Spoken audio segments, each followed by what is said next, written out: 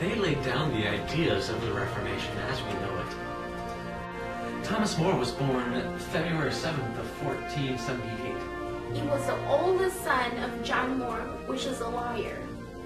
He went to Oxford to study logic and Latin. Thomas More was forced by his dad, John More, to become a lawyer, even though that was completely against his will. But then he went to a monastery for 4 years to discover whether or not he wanted to pursue priesthood. And he decided against being a priest and left the monastery and got married. Very well, so. Although he didn't want to be a priest, he decided he could serve God's will in ways other than being a priest. Yes, and he bestowed an example within his family by teaching them about God. And so then his family became the perfect Christian family. Don't you know? Yes, exactly. Thomas More became an ambassador to Flanders under King Henry VIII. It was there that he decided to write Utopia while he was traveling in Belgium. Oh yeah, hallelujah! Utopia was an island off the New World. Yes, and in Utopia, everything was shared, there was no disagreement. It was almost a perfect world. It was a perfect world. Everything was shared. The work, the chores, the sadness. For sure. It's perfect. Well, according to Thomas More, in one of his main points, is that humans were not born inherently evil, but society is what would corrupt them and change them. Yes, that's so true. He also talked about better education for children and also women's rights and advocated for them. Oh, definitely. Oh, he also spoke about euthanasia and divorce and what was another thing? I think he talked about pluralism as well. Exactly. Yes. Pluralism. Yep. The name Utopia was derived from the Greek words eu and topos, which meant a good place. And also utopus, which meant no place. So therefore, Utopia was a good place. There was no place at all. Exactly. That's so true. Utopia was published in 15 and 16, and shortly thereafter, he was knighted in 1521. Oh yes, that's right. And then in 1535, he was put on trial in February for not attending the coronation of Anne Boleyn, Henry VIII's second wife. It's naughty, naughty, naughty. Can you believe that King Henry wanted to quarter and hang him at first, but instead he decided to behead him? That's right, that's right. It must have been horrible, I'm telling you. A long wait too, and the trial took place in February, but he was killed on July 6th. That's so terrible. Let's go to another influential Reformation person now. Desiderius Erasmus. He was born October of 1469, I believe. Is that correct? Yes, and he's also the second illegitimate son of a priest. Oh, those priests.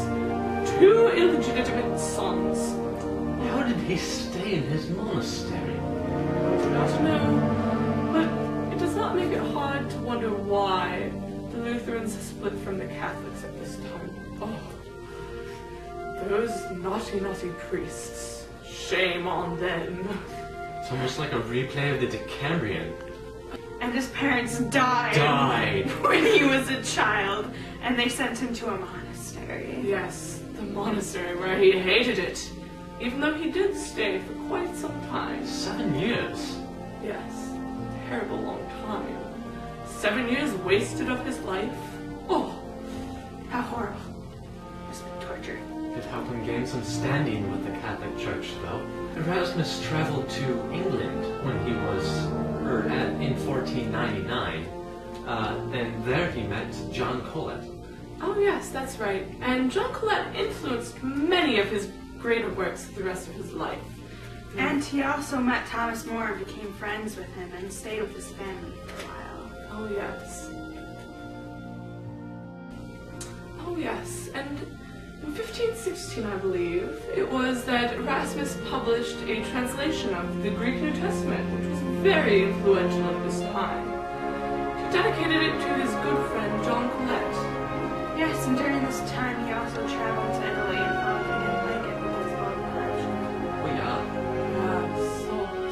corrupt. Erasmus published several works, such as The Education of a Christian Prince in 1504 and The Praise of Folly in 1509. Yes, and he had a lot of the same main ideas that Thomas More did. Fascism. Yes. Like better education and Christian morals and those types of things that were good for the soul against the corruption in the Southern Renaissance. Did you know that he was also a professor? Oh. No, I didn't know that. Did you know that one of the greatest things that contributed to his great fame was his great knowledge of Greek? Oh yes, and he also knew, I think, Latin and Hebrew as well, and he really thought that an understanding of language helped a better belief in Christianity and a better understanding of the Bible.